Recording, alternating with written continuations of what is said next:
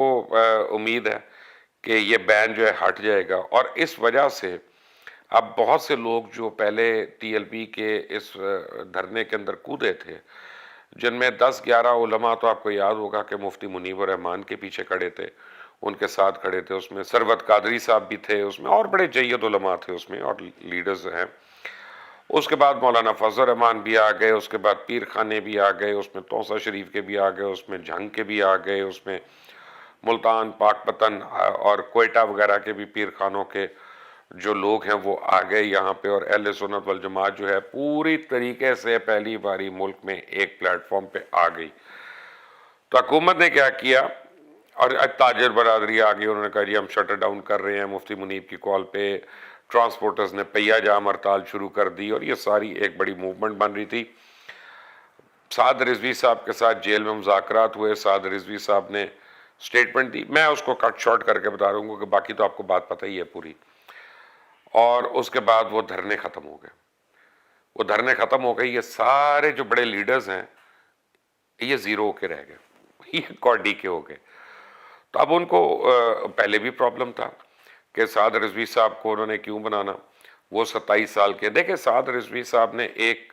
آپ political move کہیں، آپ ایک امپورٹنٹ موو کہیں، بہت بڑی ایک موو چلی تھی آج سے کچھ مہینے پہلے، اس وقت لوگوں کو اس کا اندازہ نہیں تھا۔ جب علامہ خادم حسین رضوی صاحب کا وصال ہوا تو انہوں نے ان کی تدفین قبرستان میں کرنے کی بجائے گھر کے اندر کر دی۔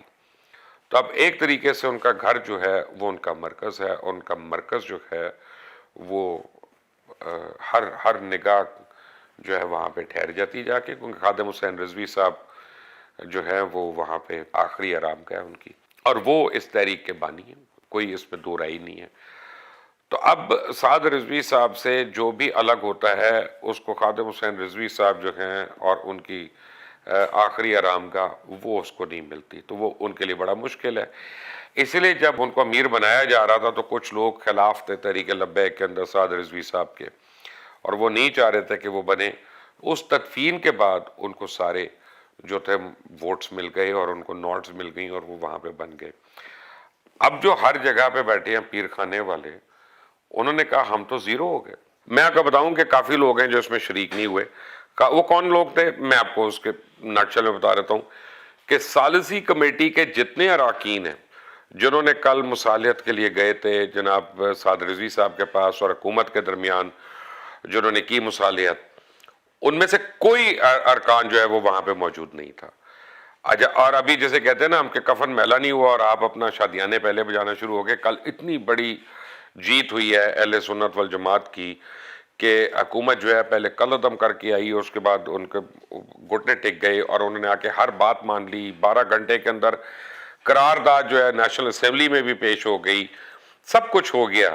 لیکن ان کو صبر نہیں آیا۔ انہوں نے کہا کہ یار یہ عالم نہیں ہے، یہ بچہ ہے 27 سال کا،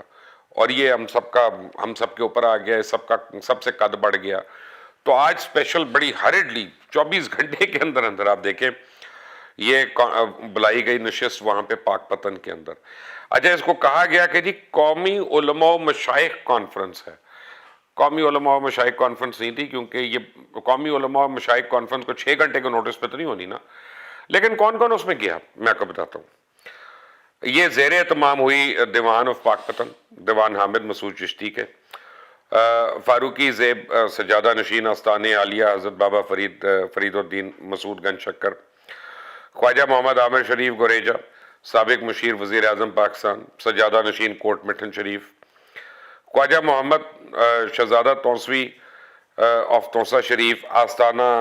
عالیہ توسہ شریف، پیر سید عمران شاہ ولی جو ایم این اے ساہیوال سے، پیر سید غلام محی الدین سجادہ نشین دائم الحضوری قصوری نقش بندی،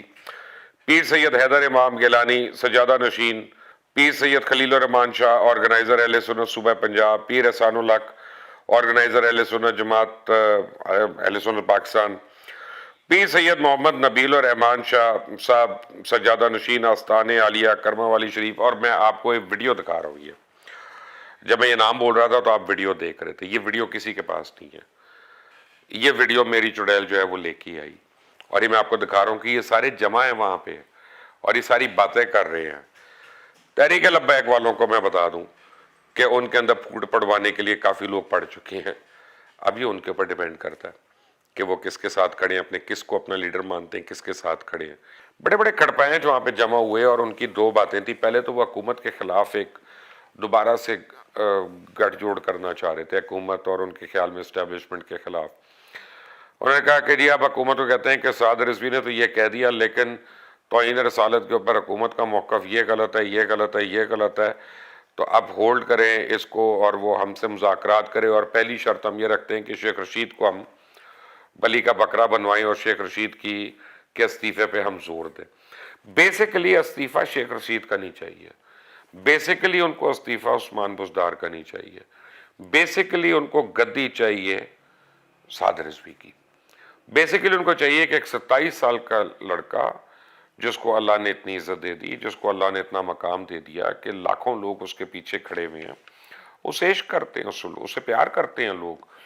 اور ان کی کال کے اوپر ان کو گرفتار کرنے کے اوپر پورا ملک جام ہو گیا. آپ یاد رکھیں اتنا علامہ خادم حسین رضوی صاحب کے لیے سپورٹ میں لوگ باہر نہیں آئے. ان کے انتقال پہ ضرور آئے لیکن ان کی زندگی میں اتنے لوگ نہیں آئے. اور سعد رضوی صاحب کو پہلی دفعہ اٹھایا گیا اور پہلی دفعہ ہی پورے ملک میں آگ بھی لگ گئی، بھڑک بھی گئی، اور پہیہ جام بھی ہو گیا، شٹر ڈاؤن بھی ہو گیا، سب کچھ ہو گیا. اور سعد رضوی کا سٹیچر جو ہے وہ ایک دم اتنا بڑا ہو گیا کہ نہیں اب اگلے الیکشن میں اگر وہ جاتے ہیں تو ایک بڑی سیف بیٹ ہے کہ وہ کم از کم 30-35 سیٹیں بھی جیتیں گے. کیونکہ اگر ابھی انہوں نے 30 لاکھ ووٹ لے لیے اور ان کی چند سیٹس ہیں پارلیمنٹ میں، تو اگلے الیکشن تک ان کی جو یہ ووٹ بینک ہے یہ بالکل انٹیکٹ رہنا ہے، کیونکہ سال 1.5 سال کے بعد اس کو کوئی فرق تو پڑتا نہیں ہے. تو یا تو یہ سارے لوگ وہ ووٹ بینک اپنی طرف لے کے آئیں اور وہ سپورٹ اپنی طرف لے کے آئیں، ورنہ یہ سارے سفید داڑیوں والے، سفید بالوں والے جتنے ہمارے اکابرین ہیں، بزرگ ہیں، یہ سعد رضوی صاحب کے پیچھے لگے رہے. یہ ان کو قبول نہیں. آج کی افطاری میں یہی سب کچھ ڈسکس ہوا، اور آج کی افطاری میں یہ ڈسکس ہوا کس طرح سعد رضوی صاحب کو ہم ڈی تھرون کریں، ان کو سائڈ پہ کریں اور ان کی جگہ ہم جو ہے وہ ہم میں سے کوئی آئے. جن لوگوں نے ان کے ساتھ ملنے سے انکار کر دیا، جو نہیں آئے، ثروت قادری صاحب نہیں گئے وہاں پہ، ڈاکٹر زبیر صاحب نہیں گئے، پیر خالد صاحب بلوچستان واپس چلے گئے لیکن ادھر پاک پتن نہیں رکے، میاں جلیل جو تھے وہ نہیں گئے وہاں پہ، نظام سیالوی صاحب نہیں گئے وہاں پہ خود سے. اچھا وہ ان کا یہ ماننا ہے ان سارے علماء کا جو نہیں گئے کہ حکومت پہ در پہ بے وقوفیاں کر رہی ہے، اور حکومت جو ہے وہ جواز فراہم کر رہی ہے کہ جس میں تحریک لبیک مزید بڑی ہوگی، لیکن وہ نہیں چاہتے کہ اہل سنت والجماعت میں کوئی تفرقہ ہو، کوئی ڈویژن ہو. صاحبزادہ حامد رضا صاحب بھی نہیں گئے، انہوں نے بھی انکار کر دیا. اب انکار کیا یا کوئی مجبوری تھی، لیکن نہ جانے کا مطلب ہے نہیں گئے. تو یہ لوگ وہ ہیں جن کا خیال تھا کہ اگر ہم لوگ اس وقت تفرقہ کریں گے تو بہت برا ہوگا. لیکن یہ جو پہلے میں نے جن لوگوں کے آپ کو نام بتائے یہ بڑی سیریسلی نیٹنگ کر رہے ہیں کہ کسی طرح تحریک لبیک میں ٹوڑ پھوڑ ہو اور سعد رضوی صاحب جو ہیں ان کو ہم الگ کریں اور ان کی جگہ پہ ہم خود آئیں. کیونکہ سعد رضوی صاحب جیل سے بھی سب کے دلوں پہ تھے اور جیل کے اندر رہتے ہوئے بھی انہوں نے اپنی رہائی نہیں مانگی. اصل میں سعد رضوی صاحب کا قد کہاں بڑا ہوا، یہ سمجھنے کی بات ہے کہ حکومت سے مذاکرات میں انہوں نے اپنی رہائی نہیں مانگی، انہوں نے اپنے کارکنوں کی رہائی نہیں مانگی، انہوں نے جن کے اوپر دہشت گردی کے پرچے ہوئے ان کے لیے نہیں مانگا، انہوں نے جماعت کو واپس لیگلائز کرنے کے لیے کوئی ڈیمانڈ نہیں کی. ان کا یہ ہم عدالت سے کریں گے، جا کے اپنے رائٹ پہ ہم لڑیں گے، ہم اپنے وکیلوں سے مشاورت کر کے. اس میں ان کا سٹیچر بہت بڑا ہو گیا کہ جناب یہ کوئی بلیک میل نہیں کیا، انہوں نے کوئی زور آوری نہیں کی اور اس طرح سے کی. لیکن وہ کیا کہتے ہیں کہ راس نہیں آ رہا، بہت لوگوں کو پرابلم ہو رہی ہے. مفتی منیب رحمان کا آپ نے کل سے نام سنا ہے؟ کل سے جب سے 3 دفعہ اجلاس ہوا یا 3 دفعہ آپ سمجھیں نشست ہوئی حکومت کی اور ٹی ایل پی کی، اس کے بعد مفتی منیب الرحمان صاحب کا نام سنا ہے، مولانا فضل الرحمان کا نام سنا ہے، کسی یہ جیت پیر کا آپ نے نام سنا ہے، کسی اور بڑے کا نام سنا ہے، فارغ ہو گئے سارے. یہ پرابلم ہے اور اس لیے اس وقت ایک سازش ہو رہی ہے جناب سعد رضوی کے خلاف. اس کی مزید اپڈیٹس میں آپ کے پاس لے کے آتا رہوں گا، لیکن اس کے لیے اس چینل کو سبسکرائب کرنا ضروری ہے، بیل آئیکن کو ضرور پریس کریے گا. Until the next time, اللہ حافظ.